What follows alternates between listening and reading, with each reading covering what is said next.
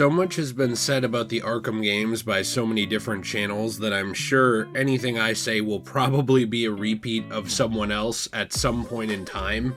I don't really watch too many other YouTubers, so I guess I wouldn't really know. But today I did want to talk about something that I really enjoy in Batman Arkham Asylum, something that I believe I mentioned in a previous video a few years ago, but it's actually the dialogue with the Joker.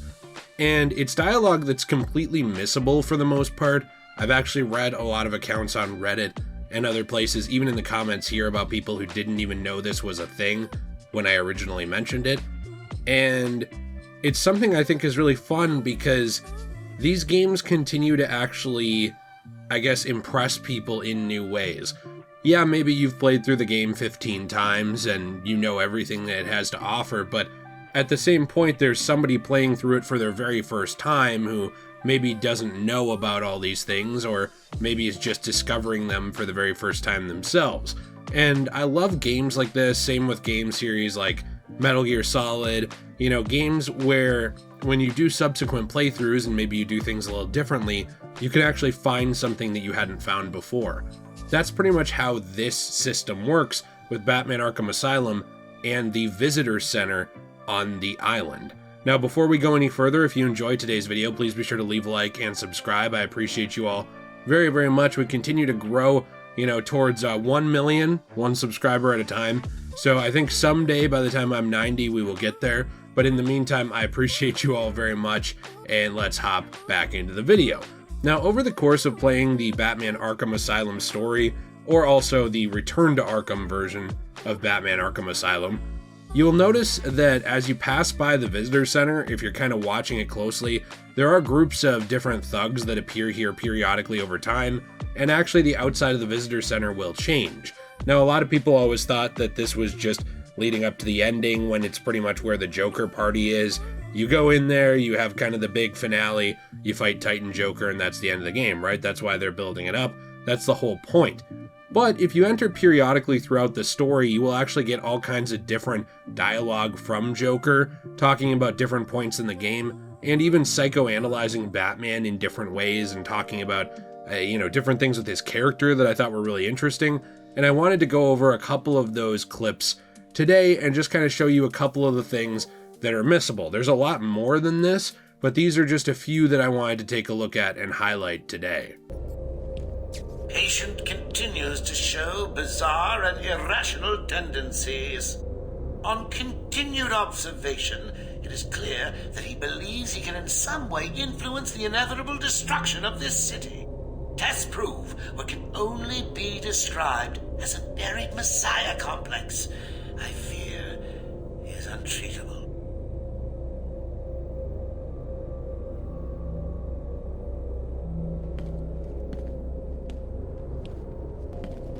So what will it be, Bats?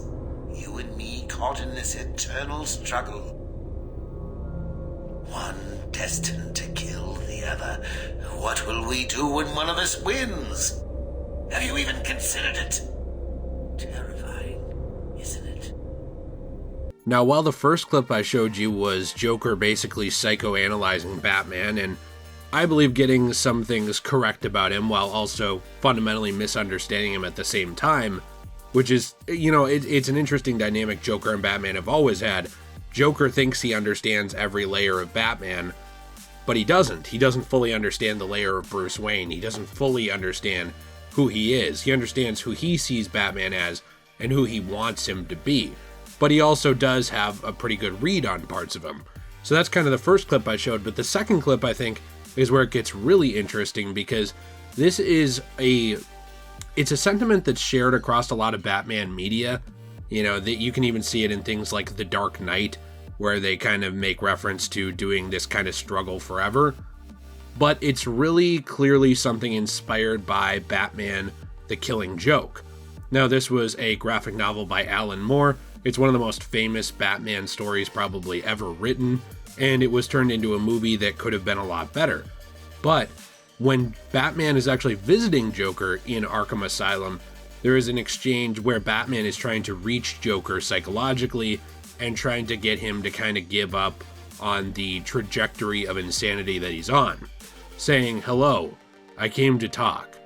I've been thinking lately about you and me, about what's going to happen to us in the end.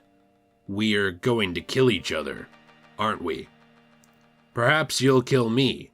Perhaps I'll kill you. Perhaps sooner. Perhaps later. I just wanted to know that I'd made a genuine attempt to talk things over and avert that outcome. Just once. And this is kind of a line in comics that has been echoed throughout a lot of Batman media, like I said, but I thought it was really fun to actually see it here, this dynamic of basically the eternal struggle between Joker and Batman, and the idea that one of them will end up killing the other one, maybe on purpose, maybe on accident, but there's no way to avoid that this kind of thing will happen. It also does kind of play into what Rocksteady did with Joker in Batman Arkham City with his death, and even with Batman being the one to shut the door on him in the end psychologically in Batman Arkham Knight at the end. I thought it was done really well, but what's interesting about this dialogue is it's completely missable. It's something that you could go through the entire game 5 times and never see if you're not paying attention and checking your surroundings. And I thought that that was really cool, and there's a lot more interactions like this in the game that I think make the game a lot deeper than it appears at surface level. Arkham Asylum has a good story, I really do enjoy it, and it's very clearly inspired heavily by the DCAU and Batman the Animated Series. But I also think that it's a strength and a weakness of the game a little bit that players can go through the game and miss some of the deepest dialogue that the game has to offer. That said, I also think this really rewards players for paying attention and going out of their way to actually look into things. It does remind me again, I know I talk a little too much about Metal Gear Solid, but it's a franchise I want to start making videos about. It reminds me a little bit of something like the codec calls in a franchise like that, where if you're not paying attention, you're not checking in on other people in the game and kind of talking to them, you miss out on a lot of interesting lore. Even things like Dark Souls, I think the Soulsborne series, have kind of gotten this right with hiding story in plain sight or behind items and having you find them. I really like how Arkham Asylum did it though, because it has you directly visit one of your adversaries and one of the characters that Batman is most connected to actually have one-sided conversations with them where Batman pretty much just listens to what's being said. Hey, breaking news! There's been a multiple car pileup on the Gotham freeway. Some guy's being cut out of the wreckage. Looks painful. The reporter's telling us he's been paralyzed on one side of his body. His wife's in tears. What's she worried about? I'm sure he's going to be all right. You get it? All right!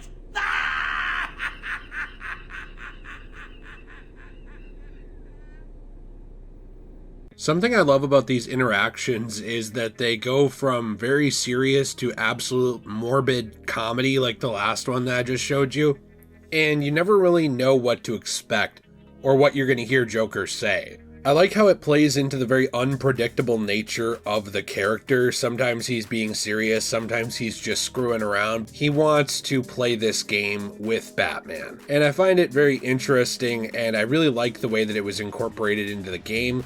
I highly doubt that there were super in-depth plans at the time for it to play so heavily into his characterization in future games, but I think it worked out really well that it did do such a good job doing so, and it is possible that they already had the ending of Arkham City mapped out for all I know, considering that this game does famously feature an Easter egg room that took years for players to find that actually has a map of the upcoming Arkham City in it.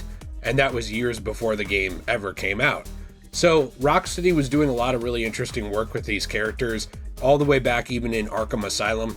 It's something I wanted to share because I really like it, and it is something that I think a lot of people never did see, even though I'm sure most of the people in my comments will have. Now before we go, I did want to share a couple of upcoming projects I'm working on. I am working on some movie reviews right now, actually. I'm working on movie reviews for some of the Transformers movies, starting with Bumblebee, also working on some of the Indiana Jones movies, and I'm going to start making videos on a new topic, like I mentioned earlier, Metal Gear Solid and the Metal Gear games from Hideo Kojima and Konami. This is something I'm very passionate about, and it's a topic I'm actually excited to kind of introduce to my channel. I only made probably 1 or 2 videos about it over the years, so it's something I look forward to talking about. And I have been getting some questions from people like what happened to the James Bond videos and stuff like that. I do still plan to circle back to all of these topics. I've just been very busy. It's kind of hard, and the 2 big hitters on this channel are pretty much Batman and Spider-Man.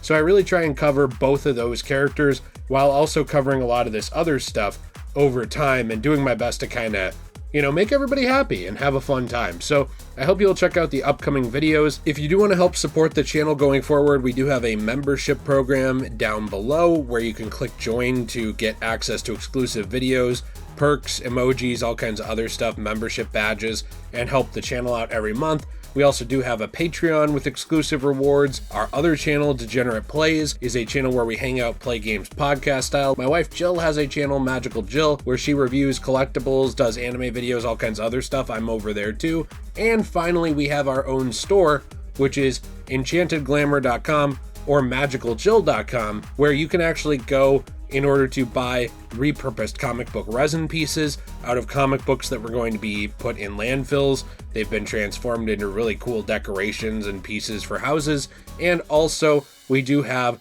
new bracelets and other things up. A lot of this stuff is unisex. I've heard people before say like, I'm a man, why would I buy jewelry? Look at my masculinity and my big biceps. Well, I do want to say that we actually have a masculine collection, partially designed by the most masculine man in your entire life, me.